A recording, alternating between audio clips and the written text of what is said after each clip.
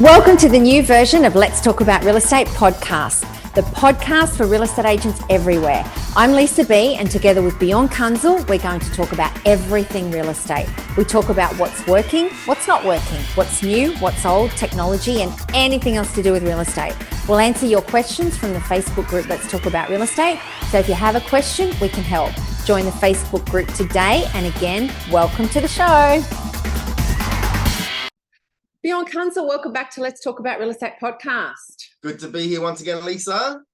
Absolutely. So today we're going to talk about what a normal real estate market looks like. Now, obviously, there's been real estate agents that have entered real estate in the boom, and they've had it great. Real estate's an amazing profession. That the ceiling of what you can earn is unlimited. You learn so much, like it's the best career in the world, right?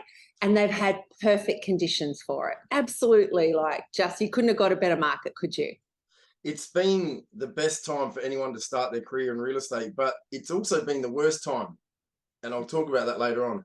Yeah, that's right. So there's a whole lot of skills that we're going to have to learn, like new people into the industry, and that's what we want to talk about today. What a normal real estate market looks like. And it means that, yes, you do have to work a little bit harder, to keep sales together, to get listings and all that, because in the boom, obviously there was a lot more listings around. The investors were selling it because, an investor wanted to make money, so they've doubled their money, so they've sold it. So a lot of the investors have gone. There was just a lot more stock on the market. And once stock becomes, less, all of these other things that we're going to talk about happen. The competitiveness of your other agents, the desperation of other agents, the power position changes. The power position has been with the vendors and with the agents. All of a sudden, the buyers are like, nah, the power is with the buyer, and that's not all markets at the moment, and it might not be happening in your area yet, but possibly this might happen. So we want to talk about some of the things that you've got to look out for and how to prepare for those things. And agents that have been in the market, a long time, I know they're feeling it too. They're like, oh man, the tap's been turned off. I've had it so easy. I've cruised through all of this crap. Oh my God, this is what's going to happen again. What happened, before the boom. So I understand agents that have been in the market, been in real estate a long time are feeling as well. So, it's like the tap turns off and it's like, oh my God, now I've got to work a lot harder. So let's talk about some of those things. All right. Definitely. So not all of these, I've listed a whole lot of things that I've identified that, that my coaching clients have said to me, and just, from being in Let's Talk About Real Estate and all that sort of thing. So they're not in any sort of chronological order really, but we'll just sort of go through them and then you can add bits and pieces in as well. So setting the listing up to sell, right? So that's, your accurate pricing and all of that sort of thing. So do you want to talk about that setting up to sell? Yeah, it's very critical at the moment because everything's price orientated with your buyers. Your buyers are still in the market, but of course, as interest rates rise, the affordability of these buyers comes down, and also what they can actually do or what they're actually willing to do actually align up. So sometimes people want to spend more or want to give more to get their dream property, but the bank just simply won't lend them the money. Sometimes in markets like this, where it's starting to contract with the higher interest rates, your auction clearance rates, they do drop, and auctions start to fail a lot more. Now, if anyone understands an auction, you've got three times that you can sell: before auction, at auction, or after auction. But what's happening is that all of the sales are either happening before now or after, because at auction has just slowed right down. One, buyers don't want to take the gamble of, let's say somebody purchases $1 million property and then they pay $100,000 deposit, which is a 10% deposit. Let's say the bank then values that property at $900,000, which is starting to happen. Banks valuing properties at less than purchase price. Then what happens? There's a shortfall of 100 grand. Now, unless that buyer can come up with 100 grand, they're going to lose their 100 grand deposit. And then if the property gets resold for less than what they offered, they can actually get sued by the owner. So there's a lot of risk for buyers participating in auctions at the moment, which is why I think auctions are slowing down. I don't think it's to do with the market crashing or dying or anything like that. It's just there's different procedures and different processes which work better in different markets. Now, in the market that we're heading into now, because obviously when the rates were at 0.1%, every Tom, Dick and Harry was going to auctions and everything was selling for more, and everyone was breaking records every week and everyone was a rock star. And one week it was this agent who just smashed a record, and then the next auction the next week in the same suburb smashed the record again, and then the week after it smashed the record again. That's not happening anymore. So what's happening is buyers are very price orientated. So you need to get the pricing right. Now, this is a Tom Ferry script, and one of the best scripts that people can use. Mr. and Mrs. Vendor, I find that in the marketplace, there are three prices. There's the dream price, which is what we like to call the needle in the haystack price. Then there's the fair and reasonable market price based on comparable sales. And then what we have is what we call the buyer excite price.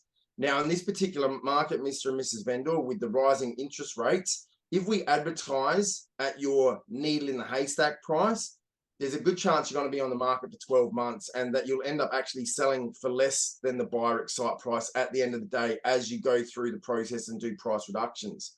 So I wouldn't suggest you to be going with that pricing strategy. If you price the property fairly in the marketplace, people will look at it, people will come, but there's no real excitement for buyers, and they'll start asking questions and they'll see if they can get less money off it or what they can do, or they'll start picking on the property, and you'll only have a handful of buyers to deal with. But in this market, if we advertise what we call a buyer excite price, so let's say, for example, the price range which starts 10% below what you're willing to accept. So let's say you want $1 million for a property, that's the fair, reasonable price. Instead of pricing it at $1 million, let's say we price that property at 910,000 to 990,000. And then that's going to get every single buyer that's in the market to go, wow, that property is value. That property excites me. That property makes me want to go and have a look. And that's how you're going to get people to your open inspections. More buyers equals more interest, equals more offers, which means that then you can utilize your negotiation skills as an agent to then possibly increase that price to not only the fair market price, but quite often get a needle in a haystack price. So that's one bit of dialogue that's very, very critical and very, very important when using at listing presentations today in order to get clients to understand the pricing strategy of a property in this market is absolutely critical. If they get it wrong, they shoot themselves in the foot. And of course, nothing has to be sold or signed off on until they receive an offer that they are happy with. And as long as the price that we are advertising isn't 10% less, is not more than 10% less of what they're actually willing to accept as a vendor. For example, if it's $1 million property, don't do what some of these agents out there are doing, which is doing auction $650,000, because one, it's breaking the law. Two, it's very misleading. Three, it's going to destroy your career and reputation. Four, it's going to piss buyers off and people aren't going to want to deal with you. So don't do that. But if it's $1 million property, you can advertise 920 to 999, for example, or 920 to $1 million, because you've got the 10% range. So I think pricing of a property in this market is critical, and it's the first step to engaging a smooth transaction for you as an agent, because if you can't get it right at the beginning now, you're going to be backtracking and backpedaling the whole way through the process. So it's very, very critical. In the boom, you know, you'd price a property and then you catch up to the market, you know, it's sort of like if you put it too high, the market came up and then sold, you know, things like that. And I just want to say too, like, you know, some agents believe this market is perfect conditions for auctions. You know, I kind of agree with you, but other agents will say, you know, when it's like the price is, you know, sort of coming down or whatever, this is the way to get the vendors to see a realistic price. So, you know, there's two different ways of thinking. There is. What your mindset is and what you really believe in, and that's what it comes down to, doesn't it? There is. For me, I'm very ethical with everything I do. If I need to use an auction to get a vendor down in price because I can't have a critical conversation with a vendor, I feel it doesn't sit right in here with me, just personally. But auctions will be a good conditioning tool if a vendor is $200,000 overpriced and you still want to get the business, because then they can see the market transparently for themselves. I'm not saying they're doing it in an unethical way. I'm saying that they're saying, let the market tell us what the property's worth. Okay. So, you know, your expectations might be up here. Let's see what the market's, you know, the market's. The problem with that, Lisa, is the method of auction is different to private treaty. What I explained before, okay, the auction doesn't necessarily determine where the market sits. There are 60% of buyers that if a property goes to auction now, they just will not look at the property. They won't even give it any attention whatsoever. I agree. You don't have to tell me about it. So I don't necessarily think that auction determines the market. Auction determines what the cash buyer market is. Put it this way, I had an auction the other day and it stopped at 840. Right, vendors would consider to take the 840. I said, no, there's more out there. Don't take the 840. Go onto the market. We've just closed the property at 880. So if we say the auction determined where the value of the market sits, well, that's incorrect, because I've just got $40,000 more by offering somebody the safety net of a subject to building inspection, for example. Something as simple as a subject to finance clause.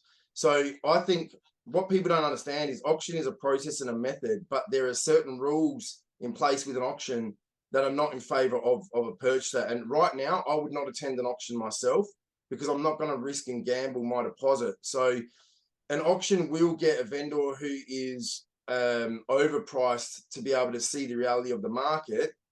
But I personally think there's agents out there that all they do is auction. I think they're doing their vendors a disservice by just auctioning and not having other methods available, because different markets suit different methods.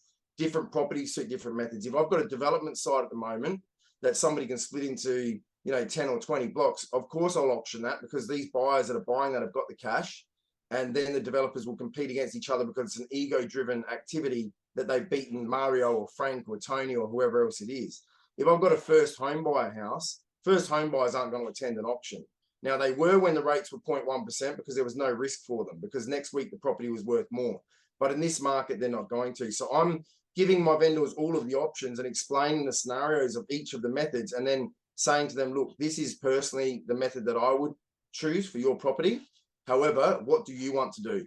And then give them the option. You need to start getting your clients involved a lot more with the decision-making process. So then that way, if something does go pear-shaped, it's not something that's based solely on what you've advised them. They've partaken in that decision.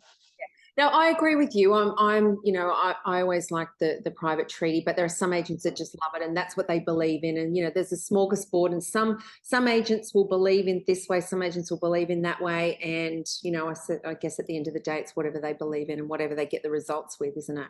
But yeah, definitely. And there's a place for auctions. Like, I'm not saying there's no place for auction. I'm just saying in this market right now, I think it's a place for conditioning a vendor to get them realistic. It's not necessarily a method that's going to extract the highest possible price, in my honest opinion. And I can honestly say that with my heart on my chest. We had one of our clients, one of our team members, Arahan, just auctioned 2 properties on the weekend that were his own properties, right, with his own family. Now, one of those properties had an 840 on it prior to auction. We took it to auction, and the auction stopped at 785. Ended up closing a deal on it, I think, at 810. Okay, so the auction conditions aren't where the buyers are paying the highest prices at the moment. That's all I'm saying. Okay, so setting the listing up to sell, so definitely accurate pricing, and you've got to have that market knowledge, to be able to tell the vendor what's happening. I think the other thing you've got to do in your listing presentation is setting up the landmines. At the moment, other agents are going to door knock your properties. That's just that's starting now, because agents are getting desperate for listings. So that will happen. They will try and entice your vendor away. You've got a property for sale, you've got buyers interested. They'll be saying, I've got another buyer at X amount of money. The vendors are going, what do I do? What do I do? Depending on how great a liar they are, or whatever, or how good a story they tell, they may take that vendor away from you. So you've got to set that up in your listing presentation, that if another agent knocks on your door, I will conjunct with them or whatever. You've really got to set that up, because that is going to happen. The sign jumpers are going to be out. Yeah, definitely. I'll never knock on somebody else's sign. I'll never contact another client that's already on the market with another agent, because I don't need to. But I'm lucky and fortunate. I've been doing this for 15 years, and I started in the middle of the global financial crisis. I did not sell a property or list a property for 8 months when I started my career. And now I've got an abundance. I've got 14 properties that are settling between now and Christmas. So what have we got? We've got 30 days basically, and I've got 14 properties settling in the next 30 days, and I've got 11 active listings, and my phone rings and people come to me for one very good reason. I've taken all of the bullshit and I've thrown it in the bin, and I'm very transparent with my clients. Now, there's stories that you can tell. The best way to get a message across to a vendor is, if you understand the psychology of why people do things, tell stories and then back those stories up with video testimonials. So for example, I'll say to my clients, I'll say, look, you may have other agents trying to contact you, and they'll try to give you, they'll know what method we're going for, and they'll try to introduce a completely different method, and they'll try to discredit what I'm saying. In my career of 15 years, I've never knocked on a signboard of another agent, and I've never approached another agent's listing, because personally, I think that's unethical, right? So I would never do that to somebody else, but it may happen to you. It probably won't, but if it does happen to you, it's totally up to you what you want to do with it.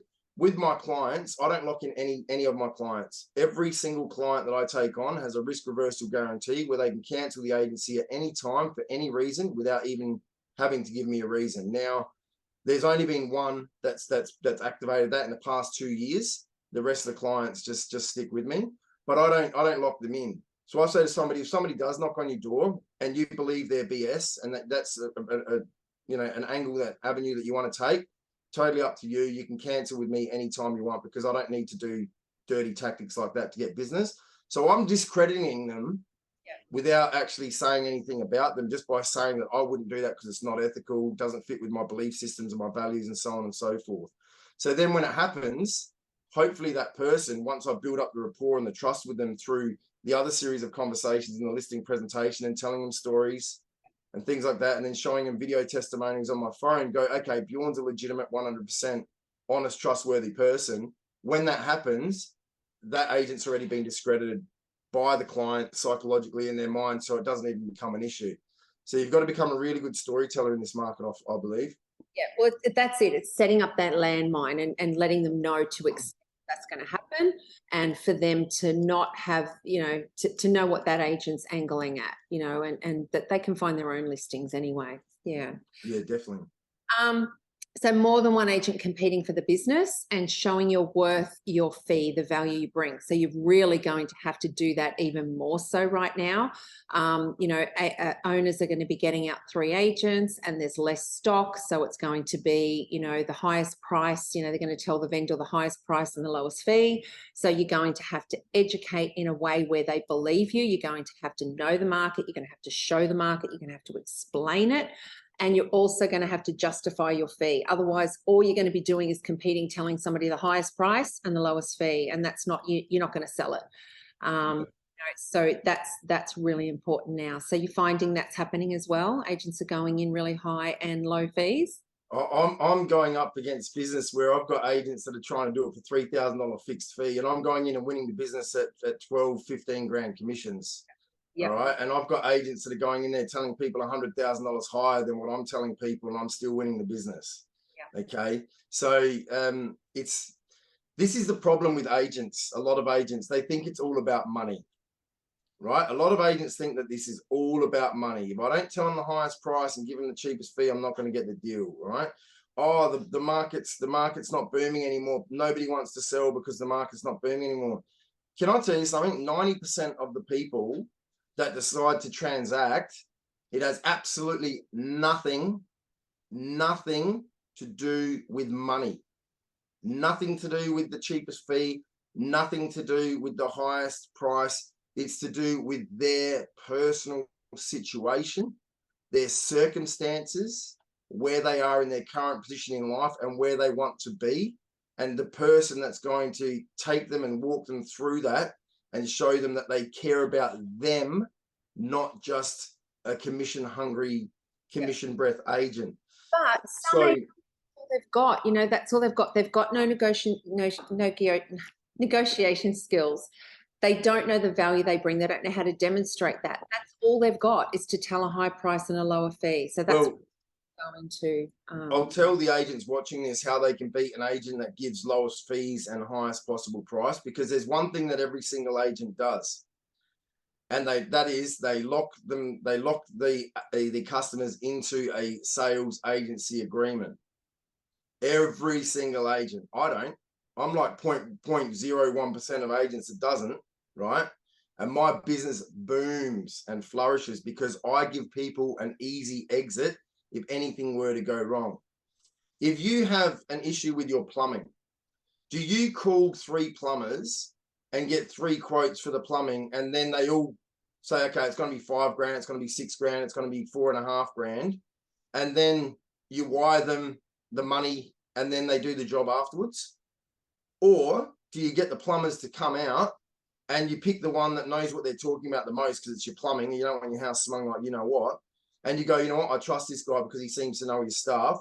He's talking about the way that he works, the tools, when he can get it done, that he's reliable. His reviews say that he's reliable, on time, efficient, whatever. He might not be the cheapest, he might be in the middle, but he does the job, and then I exchange the money once the job's been done, right? So if you want to beat one of those agents that's quoting high prices and low fees in your area, say this to your client, especially if they're married, right? This is a good one if they're married. Mr. and Mrs. Vendor, did you guys like meet each other, go out for dinner, come home, sleep with each other, get engaged, and then get married the next day? And they'll go, no, of course not. And you go, well, why would you select an agent right here off of having 1 hour conversation or 2 hour conversation, lock yourself in for 90 days and pay 3, 4, 5, 6, 7 grand in marketing up front before that agent even proves themselves to you? Why on earth would you do that? Because that's exactly like you guys meeting and getting married straight away. It doesn't make any logical sense.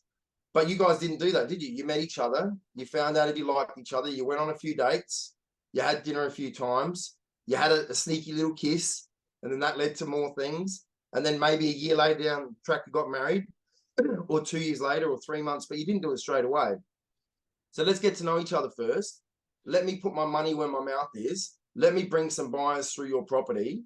Let me do some work for you at no cost to you, where you can cancel at any time with 100% risk-free.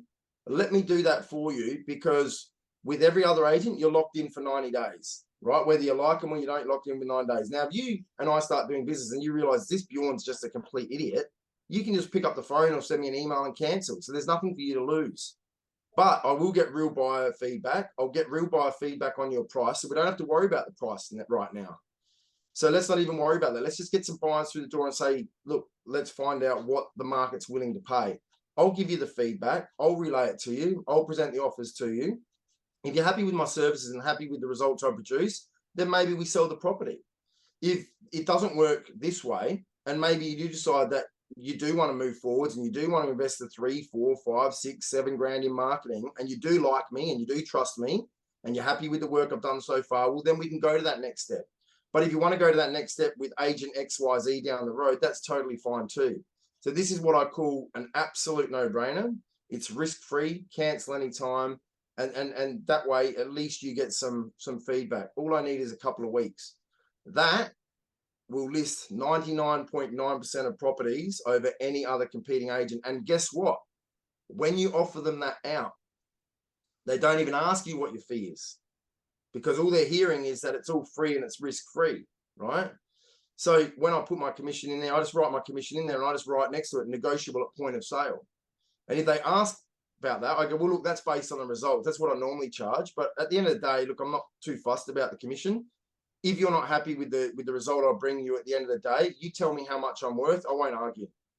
Oh, what if we think you're worth $1? Look, I'd be really offended if you thought I was only worth $1. But hey, if that's all you want to pay me, by all means, that's the deal, right? And then they don't even worry about it. And guess what? When you service them and you use your skill sets and you actually focus on that client and you show them that you care and you work towards that common goal, 99% out of the time, if you're doing a job properly and you're not one of these idiot typical, real estate blanketed people as, oh, he's a real estate agent.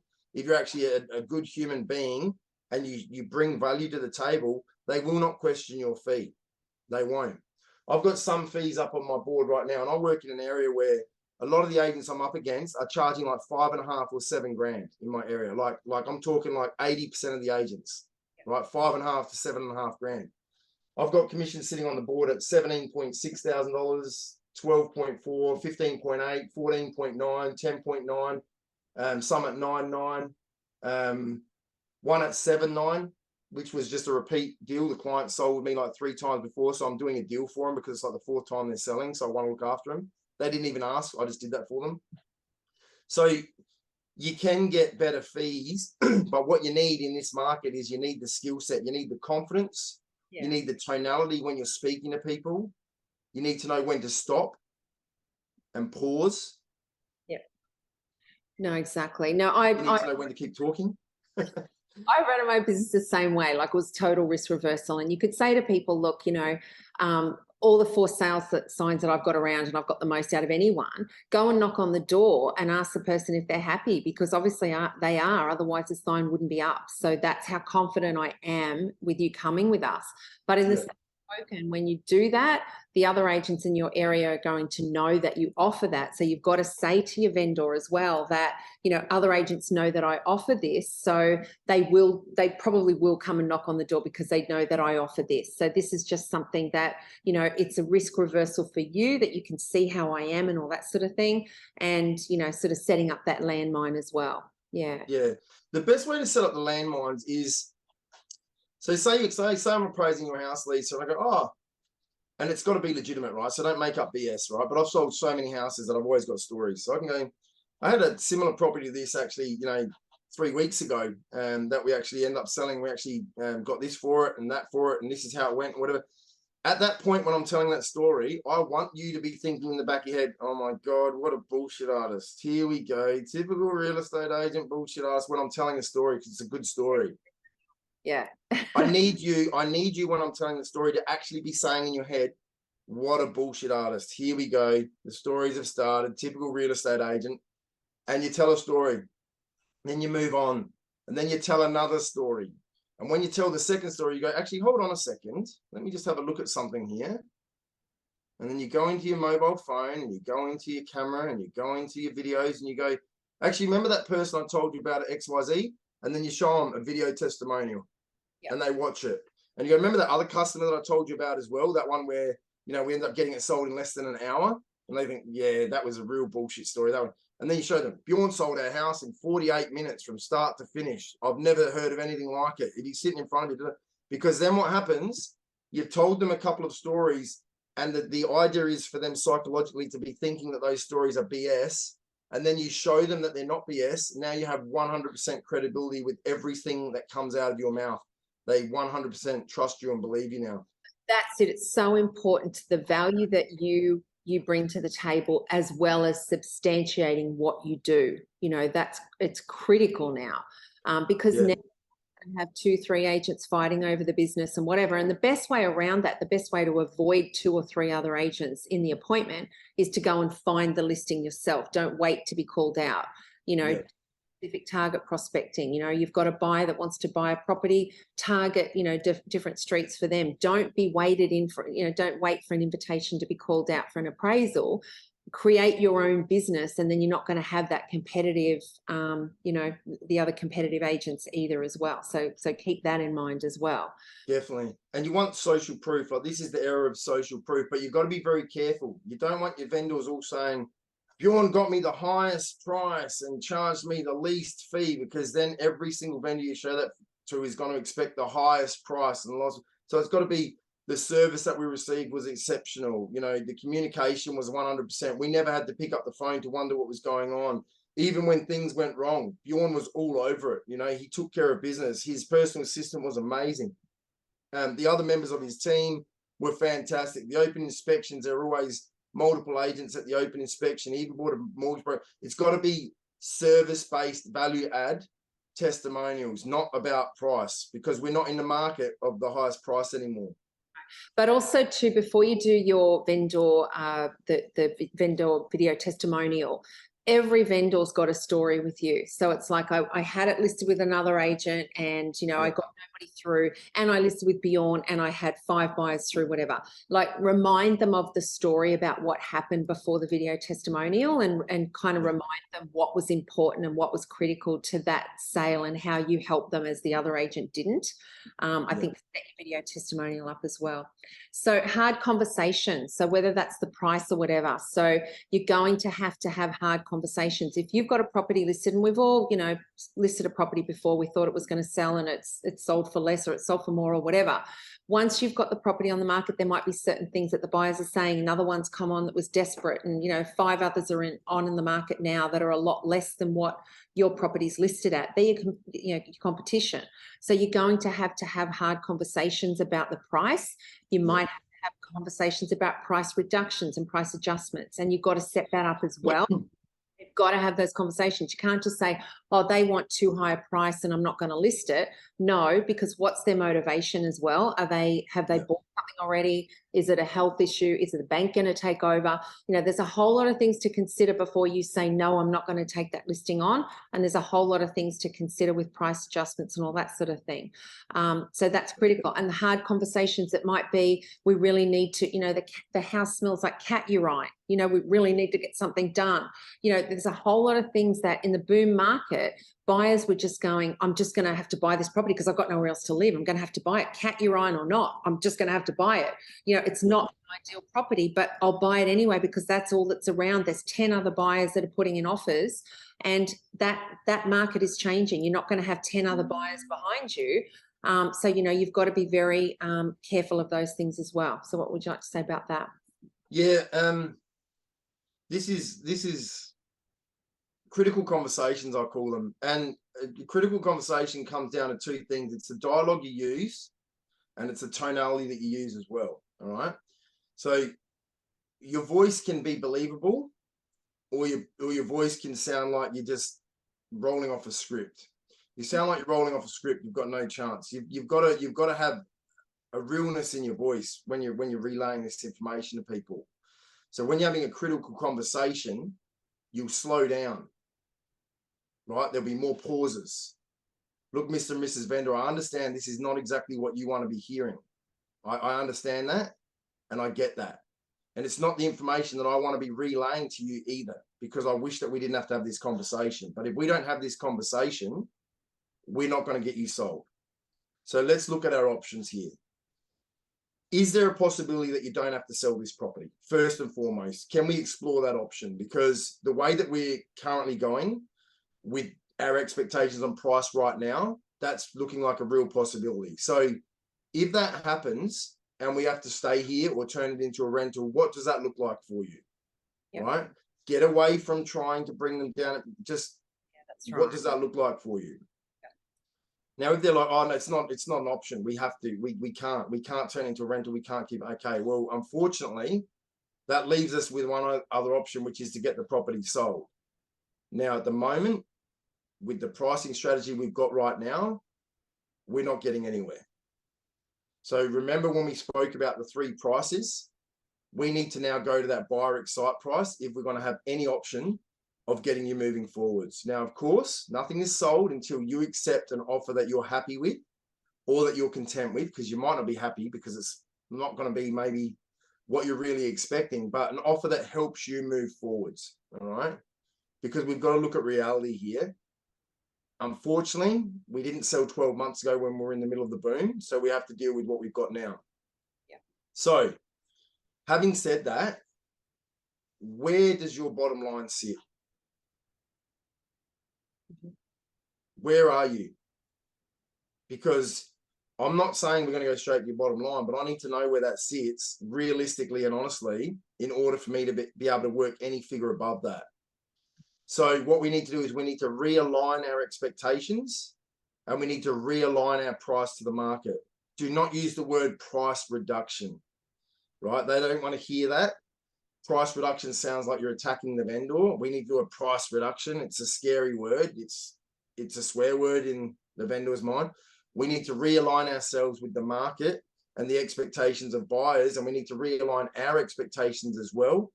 You as the seller and me as the agent, that obviously I want the best prices I can possibly get for my reputation, but we need to realign our expectations now in order to help you move forward. Yep. Talk to me. How do you feel about this? I know it's not the conversation we want to be having, but how do you feel about this? And now these conversations are always best had if you pull up, hey guys, I'm around the corner. Are you guys home? I just want to have a quick meeting, quick catch up, and you do it face to face, right? Bring a bottle of white wine. Bring a 6-pack of beer if they drink beer. You know, bring some chocolates. Bring something, right? Hey guys, look, I know things aren't going exactly how they want to be. Here's some chocolates for you, all right? Just want to, you know, sweeten you up a little bit. Have a bit of a joke, break the ice. You know, I brought some wine, so at least it's not all bad. You know, have a glass of wine, whatever it might be. You know, give them something and then have that critical conversation. Don't just ring them up and say, oh, we're getting hammered and this is that and this and the market stuff and interest rates and all this. They don't want to hear that. And you're going to be going against them like this. You've got to show compassion and empathy for their situation. So this is where your skill set from a psychological point of view, people that understand human psychology will do really well in this market. And people that think that it's all about the highest possible price will unfortunately find themselves in a bit of a tricky situation.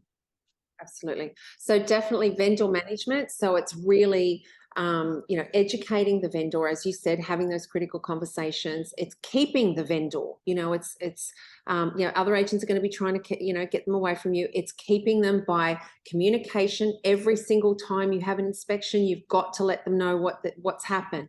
Every single week, you've got to be keeping them up to date. I believe if a vendor's ringing you, you're not doing your job. They should never, ever. And if they do, you've got to look at yourself and go, I'm not providing enough service to my vendor. They should never, ever ring you and say, oh, what happened with that inspection? It just boggles my mind, you know, it just blows my mind that vendors, you talk to them and say, oh, yeah, had an open house the other day, you know, 3 days ago, not sure what happened. It's like, really? Wow, that's incredible. That's not acceptable. Not acceptable. You need to SMS, like, okay, what I do after my open inspection, everyone checks in the home pass. Everyone gets sent a welcome message. Everyone gets sent a message after the open inspection with a link to a digital offer form. And then I'll call my vendor in the car on the way to my next open inspection, give them an update. If I'm running late, when I'm pulling up at the first open inspection of my car, I'll just quickly send them a text message if I'm, you know, 3 minutes away from my next open. Hey, Rebecca and John, just letting you know, 17 groups came through today. 3 people showed interest, same comments regarding the fence. Everybody loves the land size, blah, blah, blah, blah. Some positives in there. The main objection we're finding is the carport height not being suitable to fit the caravan and the boat. The shed at the back, everyone loves it, but they can't actually get their toys into the shed at the back. Whatever it might be, just a bit of feedback. I'll be in touch during the week.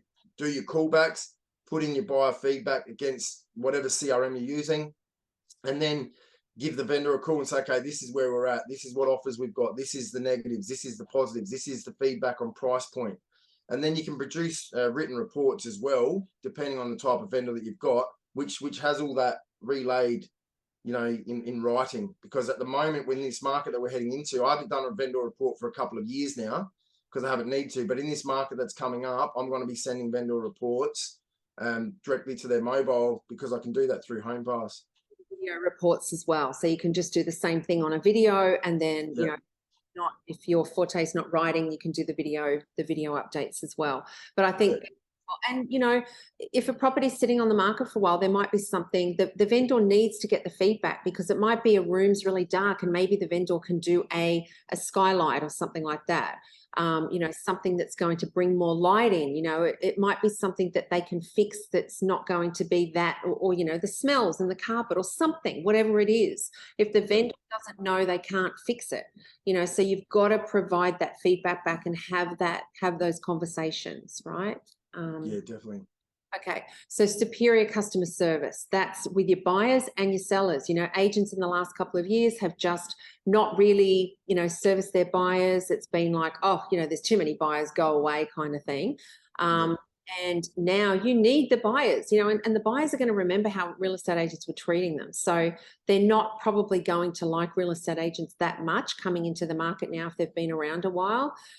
So you've really got to show that you're different. You've really got to show that you follow them up, that you know, you do your specific target prospecting for them to look for listings. You let them know when other properties, you know, properties have been listed for sale. You ring them. You know, I used to make it on a Friday that I would just ring through the buyers to get them to either come to open houses on the weekend or make inspections for the Saturday.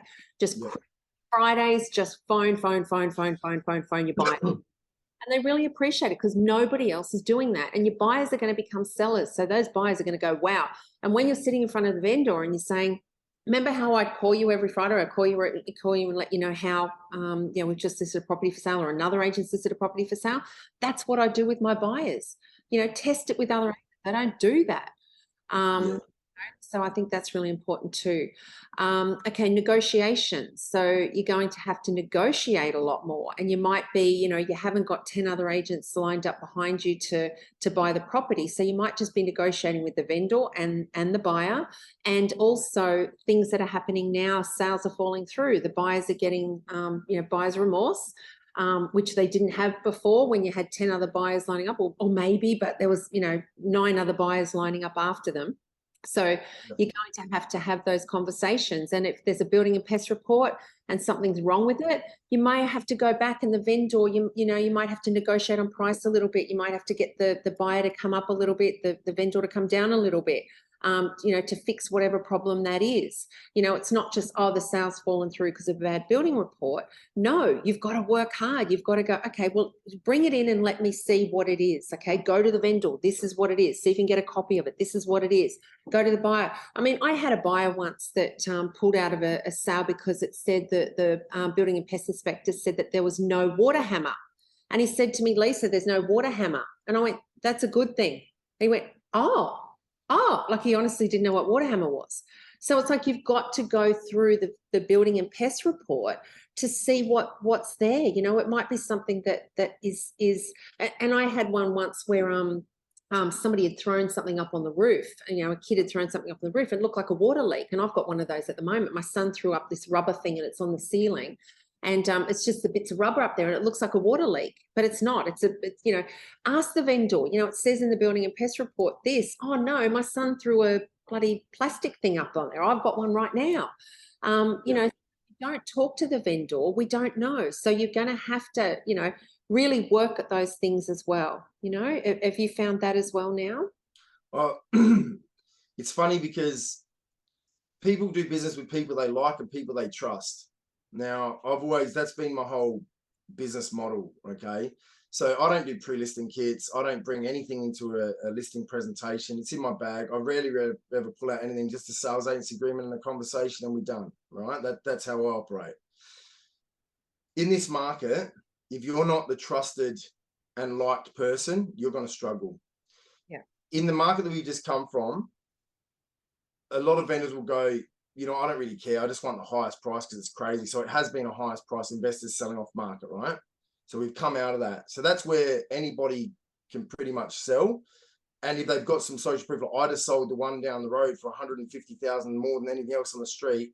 Doesn't matter if I'm liked more or whatever. They're probably going to go with that guy because he just got 150,000 more than anything else in the street. And he's probably got buyers left over. So they're just going to go with them, right? In the market we've come out of. I actually love this market we're going into. I don't like the market we've come out of, Lisa. I hate it. I hate it because order takers can sell properties, right? In the market that we're coming into, I believe that over the next 12 months, we'll probably have a 25% to maybe 30% of agents that will drop out of the industry, right? Now, that means more for me, all right? More for my team. Now, we've just grown my team to 40 people now with EXP, and I've just brought on a buyer's agent who's agent number 40 to service every single buyer to the max. So I'll be their selling agent. They'll be a buyer's agent. Now, they'll do their own thing as well, but we will collaborate together. Now, this agent came out with me. Her name's Heidi. She's amazing. She came out with me the last 2 weekends, and the way that she speaks to buyers, we had buyers that were like, nah, don't want to give my name, don't want to give my number. By the end of it, she knows that they're a cattle farmer. They've got 60 acres up in Lobethal. They're thinking of selling. They're not going to call anyone else. They're going to call Heidi. They didn't even want to talk to me. Heidi says, we come as a package deal. And he's like, that's okay, as long as you're there as well. So it's about being able to break down the barriers and become a trusted advisor and a trusted expert in this market, because dollars and cents and numbers aren't what it's all about. And now people are really going to be looking around and really going to be sussing things out to, do I trust this person? Do I like this person?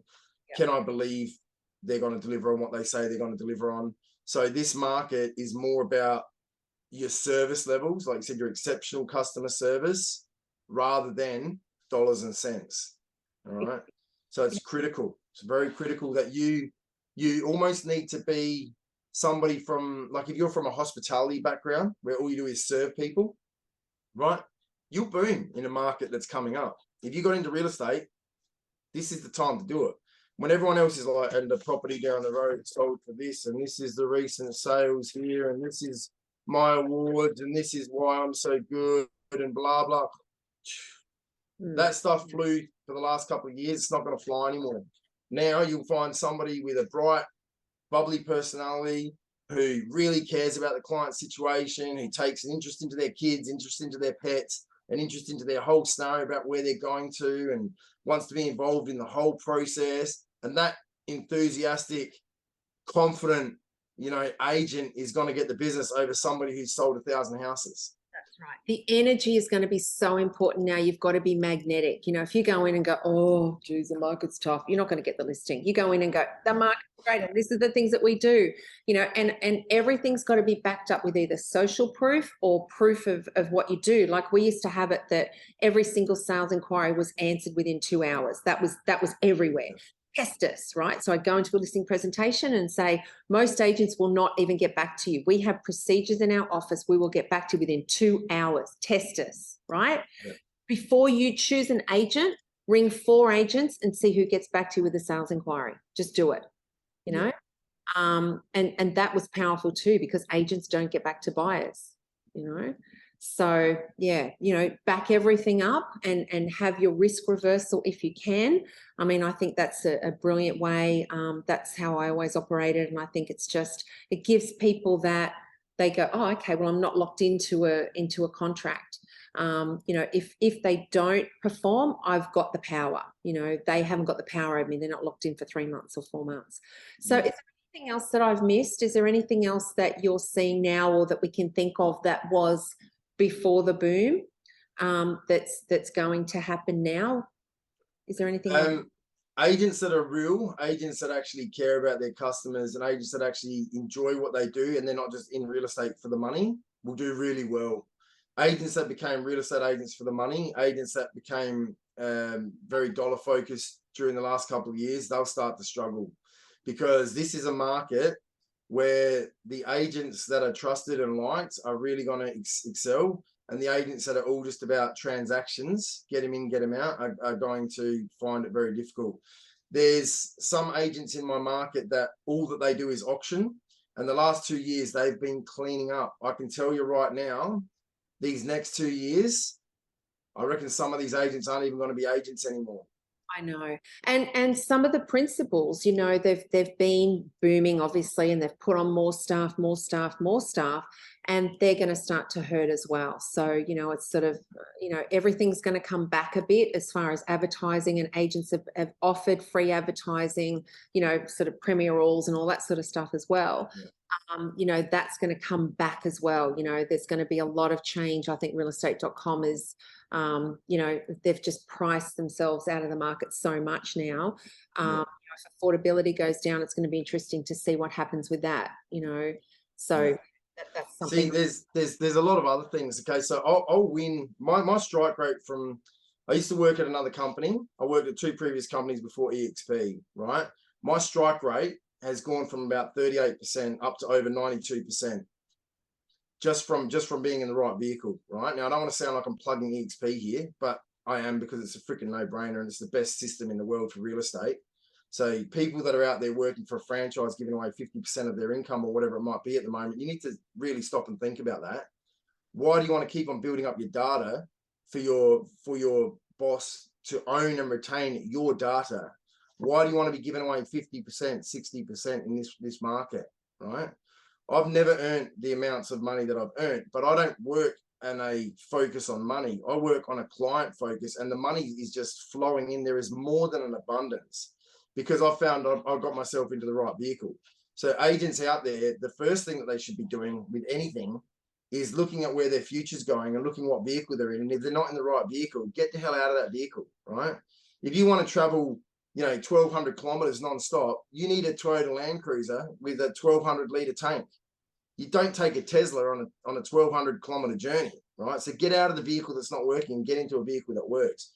Because when I explain when I sit in a listing presentation and I've got a little pitch to somebody and I say, this is how everyone else does real estate, all the independents and all the franchise over there like this. This is how my company works. They go, oh my God, wow. Wow. That's a no-brainer. That is so smart. That's like, wow, 86,000 agents in 21 countries. Wow. So everything's all digital. You guys are like high tech, so clever. It's just, the vendors get it. They get it. And when you say all those other franchise agents that you're seeing, do you know that half of their income goes straight to their boss? So whoever you've had out here, whatever they're charging you, 50% is all that they keep. Do you really think, do you honestly think, imagine your boss said to you right now, right, I want to halve your income. Are you really going to put in the same amount of work? You really going to put in the same amount of effort? I'm on 100%, right? So I've got 40 agents in my team. When I'm on 100% commission, I don't have to give 50% to a boss. I open it up to my agents. Hi guys, anyone got a buyer for this property? If you do, I'll chuck you 20 or 30% because I can afford to do so. So now that client's got 40 agents working for them in South Australia trying to sell their house, I say, do you really honestly think that the franchise agent who says they're part of a team, after they give 50% of their income to their boss, do you really think that the other members in their team are going to be helping that agent sell that house when there's no more money for the other agents in that office to share with that agent? And if they do, they've got to get you in and get you out because they're earning, they might be charging you 10 grand, they're only taking home 3 grand, right? Whereas I can charge you 8 grand and take home 8. So there's a whole heap of other things that I've got going on, which is all because of this little logo there, right? That gets me an abundance of listings because I just got myself into the right vehicle. So I'm not worried about this market. I say, bring it on, let it roll, because I'm looking forward to it. I love it. I mean, it's a chance to really show the vendors your skills, you know. So it is all about your skill level. It's about, you know, learning what to do in this market, and we've covered a lot of that. Something that I did in my office too when I opened an office like brand new, and I didn't know anybody in the area basically. And, you know, I really built my social media up and I built my profile up and all that sort of thing.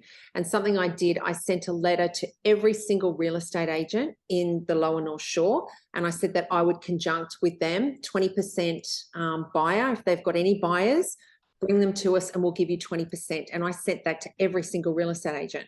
Now, none of them ever took us up on it, but I could go into a listing presentation and say, I've effectively got the largest sales team on the Lower North Shore because I will conjunct with every single real estate agent here. So if they come and knock on your door, I will give them 20% referral, okay? Yeah. Any single real estate agent. So I have got the largest sales team here. Nobody else will conjunct. If you come, you know, another agent comes in here, they're not going to conjunct with another agent, but I guarantee you I will. And here is a letter that you can give this other agent that says that I will give them a 20% referral fee. So yeah. I've got every agent working for you, you know, yeah. That's best you can have, you know, and none of them ever did it. But, you know, that was something that was a great listing tool for me, and also set up the landmine if another agent came in and knocked on the door.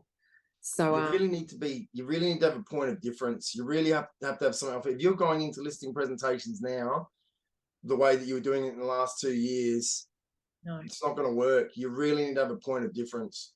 Funny, yesterday I put in, let's talk about real estate, the Facebook group. If you're not part of that, join. I put in, how's the normal real estate market? Because, you know, obviously talking to lots of agents all over Australia, and the majority are telling me it is now, you know, all of the things that we've spoken about are happening. And that's when I'm like, okay, now we're in a normal real estate market. Yeah. Some haven't caught up yet. And that's great, you know, they're still in that boom, and that's great. But just look out for the signs, you know, just and prepare to know what to do. You know, whether you're new in real estate or you're a seasoned professional like we are, you know, it's coming. So prepare for it. You know, prepare to have that social proof. Prepare to have those conversations. Prepare to do all those things that you haven't had to do in the last, you know, however long with the boom. You really need to find out your client's why in this market. So, for example, let's say their why is that they need to move closer to school because of it's too hard for work, and that they also have 2 kids that share a bedroom that fight, right?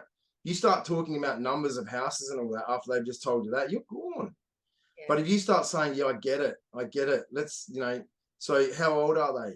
Okay, yeah, I get it. I'm a dad too. I've got a 6-year-old and 8-year-old, and you start relating to them, and you start talking about the kids, and you start talking about which school do they go to.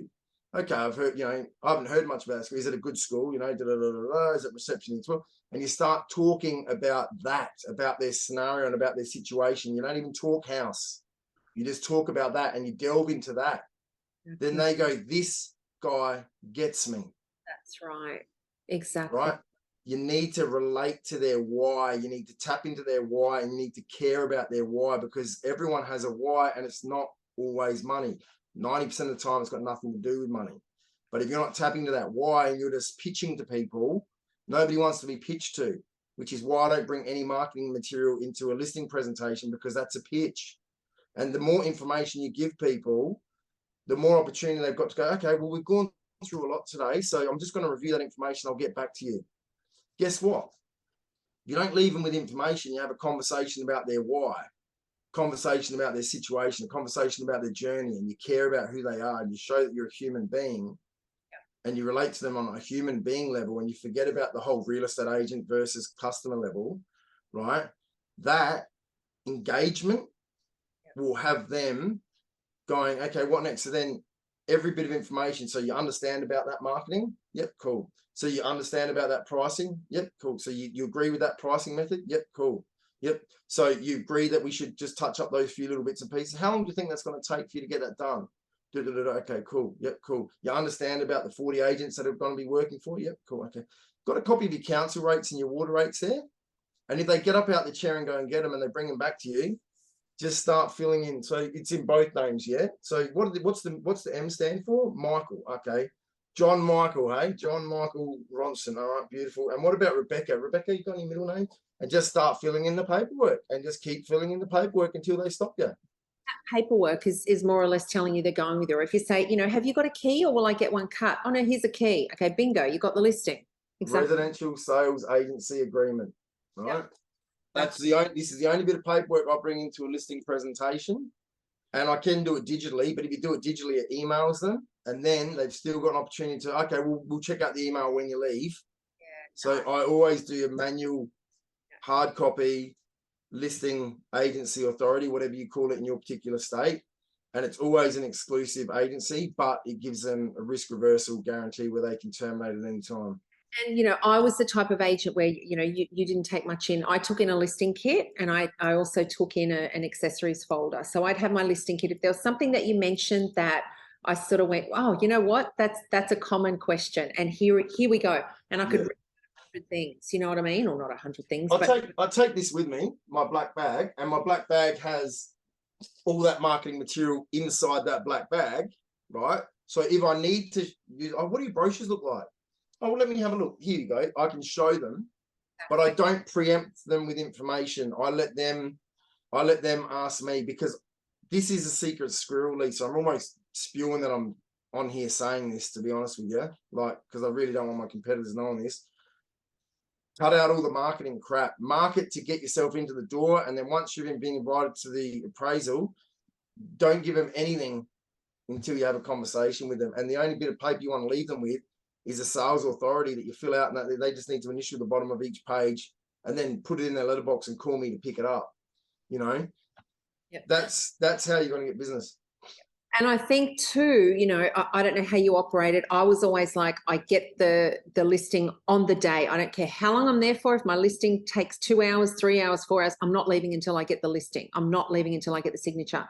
The agent that go in, then go away, and say, look, I'll go away and do my research and come back. No, don't do that in this market, because if you've got an agent that goes in after you, you've lost it. If I go in after you, I'm going to say, what? They don't know the price? Like, really? They don't know. I can give you a price right now. Here, look, I've done all my research. I know this area. I've sold in this area. I've been in this area for however many years. I can give you all this information right now, so don't go away. Do get the listing while you're there. Okay. And you're spot on. And you need to understand as well, there's going to be some people you just can't help, right? Even with my 15 years experience, I've had the most difficult client in the past 24 hours. Okay. So I went in and did all my thing, and he was very cold, and he was like, yep, makes sense. Yep, I like you. And it was a referral, right? I signed out the sales agent, filled it all out, went to pass to him to initial, and he goes, I'll review that before I sign. I said, but aren't you happy with everything? Yep. Isn't it a no-brainer? Yep. Doesn't it make sense? Yep. Yep. But I'm a very analytical person, Bjorn. I want to get the other 3 agents to come out, right? Just to compare to what you've said. Okay. Now, when I went out there, he wanted 520 to 530. All right. So we've done all this. I've left him with the paperwork. I've followed him up, called him back up. Anyway, he's come back on with me. We've done 2 weeks of open inspections. I've got him a 525, a 530, and then I brought him a 560. And then now I brought him a 580. He's got somebody else in his ear now telling him 600 plus. There you go. Right? And he's like, oh, I want to exercise my right to terminate. And I was like, look, I called him up and I said, let's just call him Cedric, because his name's not Cedric, all right?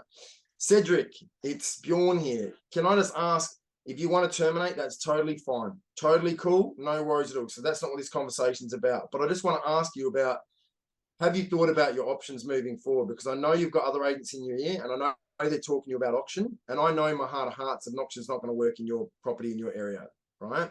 But if that's what you want to do, that's totally fine. And he goes, yeah, I think I want to give an auction a try.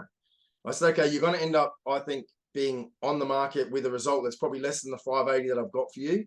You gave me until Monday. I've delivered you with a 580, right? What's your thoughts? And he goes, no, I've made up my mind. I want to go to auction. I said, okay, do you have to sell this property? And he goes, what do you mean? I said, can you afford to keep it as a rental? He goes, no, it doesn't have a big mortgage on it. I said, well, I'm going to take off my real estate hat right now, and I'm going to talk to you as Bjorn to Cedric, friend to friend, because I was referred to you by a mate. Yep. So friend to friend. Speak to a lawyer, speak to a conveyancer, and speak to a mortgage broker, and inquire about what a spouse-to-spouse transfer is. What's that? I can't give you legal advice, but I'm going to tell you a story about what me and my wife have done. And then I told him a story and then explained spouse-to-spouse transfer. I'm not going to explain it here, but I told him about spouse-to-spouse transfer. Basically, you can transfer the property from one legal entity to another legal entity. There's no stamp duty involved. That person then can get a new loan against the property at 80% to avoid lender's mortgage insurance. And then they can then tax deduct all of that interest legally against the property. Once again, disclaimer, disclaimer, disclaimer. This is not financial advice. Seek your conveyancer, seek your broker, seek your lawyer. And then that way you can bring a property that's worth, you know, that's only got 100 grand mortgage against it, to bring in the mortgage up to, you know, 400 grand. And you can actually tax deduct all that money, and that extra 300 grand that gets transferred, then you can use for another purpose, and it's all legal, and it's a loophole in the taxation system, right? Maybe you need to look at that. And he was like, oh, I didn't know about that. I said, like I said, Cedric, I'm here to help you. I don't care about a commission. I don't care about the money. I just care about you getting bullshitted by other agents to try to get you to do something else. Maybe you should look at other options, right? Yeah. But I have got a 580 on the table for you. Why don't you just stop, pause, think about it, right? And think about whether or not you want to take the gamble or not, and get back to me in the next 24 hours. I'll keep the 580 there. You just get back to me in the next 24 hours and let me know if you want to continue or if you do want to cancel. And he was like, oh, I didn't know about that, but yeah, I'll think about it again and I'll get back to you, Bjorn. Now, I might lose that listing.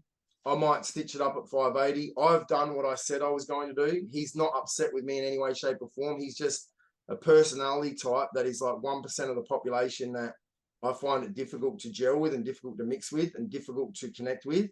But he's got no issue with me, but he just wants to.